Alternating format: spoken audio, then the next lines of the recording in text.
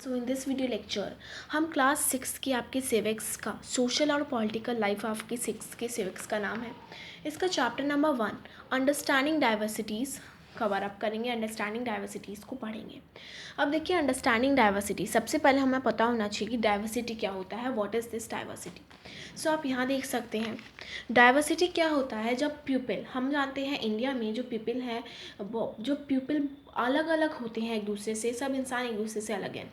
वे different language बोलते हैं, कुछ अलग फूड खाते हैं, डिफरेंट कस्टम फॉलो करते हैं, तो इस सबको ही डाइवर्सिटी कहते हैं। मतलब एक दूसरे से अलग होना ही आपका डाइवर्सिटी कहलाता है। Two different from each other is said to be what? Is said to be diversity. India जो है वो एक कंट्री है जिसमें बहुत सारी डाइवर्सिटीज़ हैं। रिलीजियस और कल्चरल बैकग्राउंड्स जो हैं वे भी आपके डाइवर्सिटी के आस्पेक्ट्स हैं। सो डाइवर्सिटी क्या होता है? एक दूसरे से अलग होना। अंडरस्टैंडिंग डाइवर्सिटी मीन्स थोड़ा सा जब अलग होते हैं लोग, बहुत चीज़ों में अलग होते हैं, रिलीजियस बैकग्राउंड्स इन सब में अलग होते हैं, तो डाइवर्सिटी जो है वो आती है। ओके, अब पीपल जो हैं, हम सब इंसान एक दूसरे से बहुत सारी चीज़ों में आप कह सकते हैं डिफरेंट है। अब मेकिंग फ्रेंड्स आपका एक टॉपिक आता है। मेकिंग फ्रेंड्स मतलब आप देखिए, आप अपना फ्रेंड किसे बनाना चाहोगे? ज़्यादातर आप उसको ही अपना फ्रेंड बनाना चाहोगे जो आपके जैसा हो।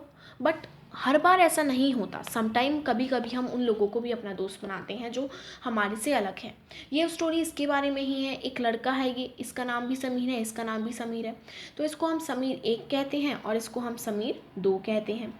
तो ये जो समीर 1 है ये अच्छी खानदान से है, इंग्लिश जानता है, स्कूल में जाता है। बट ये जो समीर 2 है, ये इसे ना ये स्कूल जाता है, ये न्यूज़पेपर सेल करता है, बट फिर भी ये दोनों दोस्त बन गए। ये मुस्लिम है, ये हिंदू है।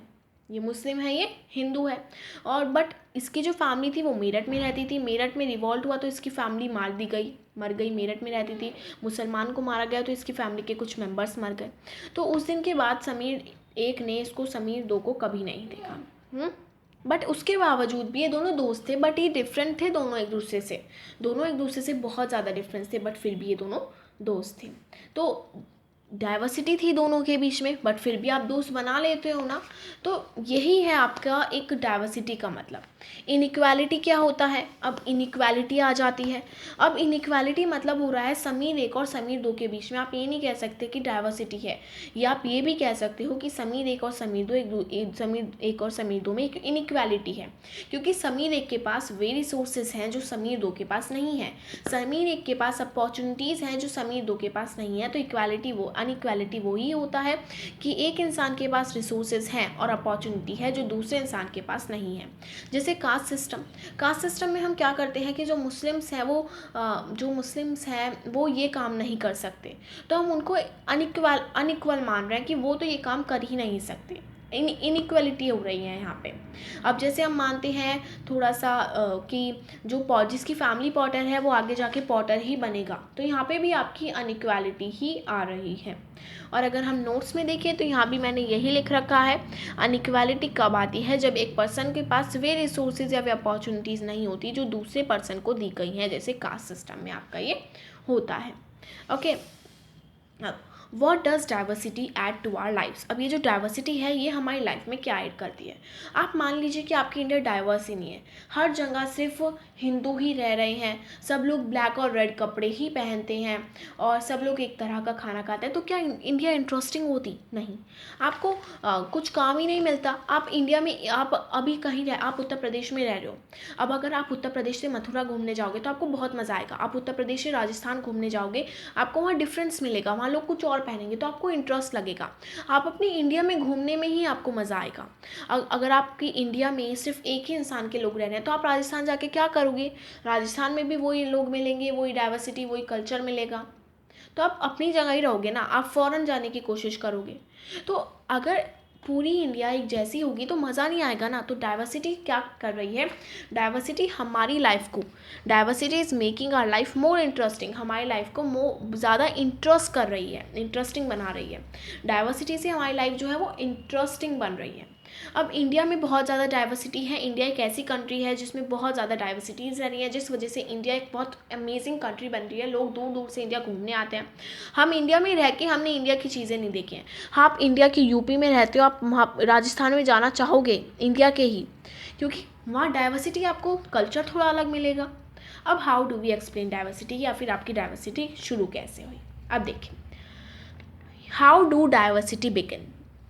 2000 साल पहले, 200 साल पहले जब आपके ट्रांसपोर्ट नहीं थे, तो जो लोग थे वो एक दुनिया के एक भाग से दूसरे भाग में कैमल, फुट, हॉर्सेस, शिप, इन सब से ट्रेवल करते थे। अब जब वे एक जगह चले जाते थे तो वे वहाँ से वापस नहीं आते थे, क्योंकि एक तो बहुत टाइम लग जाता था, या वे वहाँ पे ही सेटल हो जाते थे, या फिर क्या होता था, कंडीशन नहीं हो पाती थी। वे वहाँ पे क्यों जाते थे दूसरी जगह, या तो उनकी जो जहाँ वे रहते थे वहाँ पे कुछ गड़बड़, सुनामी वुनामी आ गई, या फिर वे नया घर ढूंढने के लिए वहाँ चले गए, या फिर जहाँ वे रहते थे वहाँ पे उनको वहाँ से उनको निकाल दिया गया, तो लोग दूसरी जगह रह के लग जाते थे। अब जो दूसरी जगह के लोग थे वो अलग कल्चर फॉलो करते होंगे। जो ये लोग, अगर फॉरेन के लोग इंडिया में आके रहने लग जाएं तो फॉरेन का कल्चर अलग होगा, वे फॉरेन के लोग अलग कल्चर फॉलो करेंगे, आप इंडिया के अलग करोगे, तो फॉरेन के लोग अपने आप को थोड़ा सा इंडियन कल्चर जैसा बनाएंगे, और इससे क्या होगा, इससे थोड़ा ओल्ड और न्यू का मिक्स कल्चर उनका बन जाएगा, ओल्ड और न्यू का मिक्स कल्चर बन जाएगा, तो एक नया सा कल्चर आपका डेवलप हो जाएगा। तो डाइवर्सिटी ऐसे पैदा हो गई। अब ये लोग तो यहाँ रह रहे हैं, यहाँ से ये लोग भी आके रह गए, अब ये दोनों मिल के रह रहे हैं, तो ये अलग सा कल्चर बन रहा है और ये डाइवर्स बन गया, अलग अलग लोग रहने लग गए। और डाइवर्सिटी एक एरिया में जियोग्राफिकल डाइवर्सिटी से भी हो जाता है। लोग जो है जियोग्राफी ऑफ एरिया, मतलब अगर आप यहाँ रहते थे पहले यूपी में, अब आप यूपी से जाके जम्मू कश्मीर में रहने लग जाओगे, तो जम्मू कश्मीर में ठंड है, आपका खाना पीना बदल जाएगा, आपके कपड़े पहनने बदल जाएंगे, तो डाइवर्सिटी आ गई ना आपकी लाइफ में। तो डाइवर्सिटी जो है वो जियोग्राफिक की वजह से भी आपकी चेंज होती है। तो डाइवर्सिटी को हम इस तरह से एक्सप्लेन कर सकते हैं। हम एक एग्जाम्पल से समझते हैं डाइवर्सिटी। लद्दाख और केरला की डाइवर्सिटी समझते हैं। लद्दाख जो है वो एक डेजर्ट की तरह है, माउंटेन में है ये, जम्मू और कश्मीर के ईस्टर्न पार्ट में है ये। बहुत कम एग्रीकल्चर यहाँ पॉसिबल होता है, यहाँ पे कोई क्रॉप्स मेनली नहीं उगते हैं, और यहाँ पे जो पीपल हैं वो शिप रखते हैं। शिप वहाँ यहाँ की पैशिमा वॉल देती हैं, जो कि जम्मू कश्मीर में पहुँचाई जाती हैं, और वहाँ पे इनका शॉल बनाए जाते हैं। यहाँ पे पीपल ज़्यादातर मीट और मिल्क के प्रोडक्ट्स खाते हैं। ये अपनी हर फैमिली गोट रखती है, काऊ रखती है और याक काउस रखती है। और ये बहुत अच्छी टूरिस्ट प्लेस भी है, क्योंकि इसको एक ट्रेड रूट माना जाता है तिब्बत के लिए। इसको हम लिटिल तिब्बत भी कहते हैं। अरब ट्रेडर्स, या आप कह सकते हैं चाइनीज़, ने यहाँ पे इस्लाम पहुँचाया था 200 साल पहले। ओके, अब केरला की वही बात करें। केरला कहाँ है? केरला साउथ वेस्ट कॉर्नर पे है। बहुत अच्छी एग्रीकल्चर यहाँ पॉसिबल है, बहुत अच्छी जगह है, सी भी बहुत ज़्यादा मिल जाती है, डेजर्ट जैसा है बिल्कुल भी नहीं है, बहुत सारी स्पाइसेस यहाँ पे ग्रो होती हैं। यहाँ पे चाइनीज़ का अरब ट्रेडर्स जो थे यहाँ पे आए थे, और अरब ट्रेडर्स ने यहाँ पे कौन सा धर्म लाया था? उन्होंने आपको यहाँ पे अरब ट्रेडर्स आए थे, यहाँ पे रहे थे। इब्न बतूता जो यहाँ पे आए थे, उन्होंने इसके बारे में बहुत ज़्यादा लिखा था।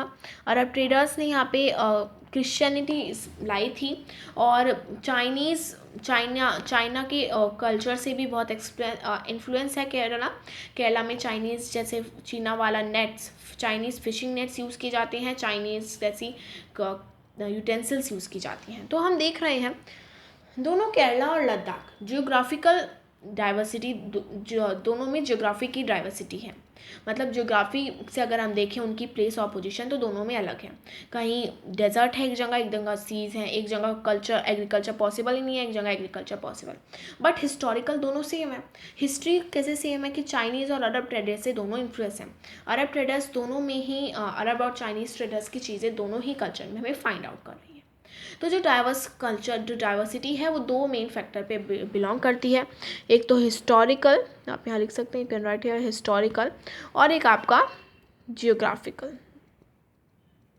इन दो फैक्टर्स पे मेनली बिलोंग करती है। Unity in diversity.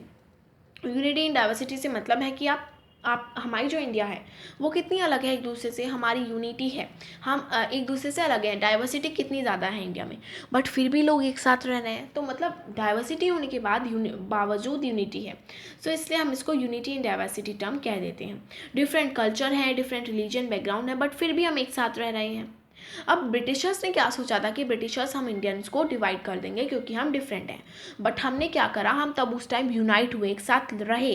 डिफरेंट लोग आए, डिफरेंट क्लासेस के लोग आए और एक साथ रहे, और ब्रिटिशर्स को सब अपोज करा। ब्रिटिशर्स को अपोज करा। तो अगर उस टाइम लोग यूनाइटेड नहीं होते तो आज भी ब्रिटिशर्स हमारे यहाँ पे राज कर रहे होते, बट लोग यूनाइटेड हुए, उस वजह से आज इंडिया एक फ्री है। तो यूनिटी इन डाइवर्सिटी बहुत ज़्यादा इंपॉर्टेंट होती है हर कंट्री के लिए। अब जब फ्रीडम स्ट्रगल हुआ था तो सॉन्ग और सिंबल्स भी बहुत सारे आए जिन्होंने बहुत अच्छा रिमाइंडर, उनसे हमें बहुत अच्छी याद बनी हमारी फ्रीडम मूवमेंट की।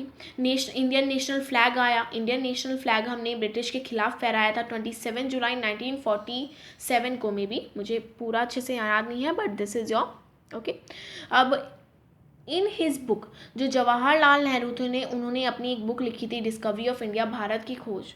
उन्होंने उसमें कुछ लिखा था कि जो इंडिया की यूनिटी है वो ऐसा नहीं है कि वो बाहर से आई है, फॉरेन कंट्री इंडिया की यूनिटी लाई है। इंडिया की यूनिटी इंडिया के लोगों में अंदर उनके दिलों में बसी हुई थी और अब वो बाहर निकल रही है। जब ज़रूरत होती है इंडिया को यूनाइटेड होना पड़ेगा, चाहे वो कितनी भी डाइवर्स हो। डाइवर्स है इंडिया, इस वजह से ये बहुत ज़्यादा एक्साइटिंग है, बहुत ज़्यादा फन इंटरेस्टिंग है। और अगर इंडिया डाइवर्स नहीं होती तो इतनी इंटरेस्टिंग इंडिया नहीं होती जितनी हमारे पास आज है। तो इस डाइवर्सिटी को हमें यूनिटी में भी कन्वर्ट करना पड़ेगा, हमें बनानी पड़ेगी अपनी इंडिया। हमें ऐसा एक उदाहरण देना पड़ेगा लोगों को कि लोग कहें if you want a unity so be a United like India. I hope आप सबको ये चैप्टर बिल्कुल अच्छे से समझ आया होगा। Thank you.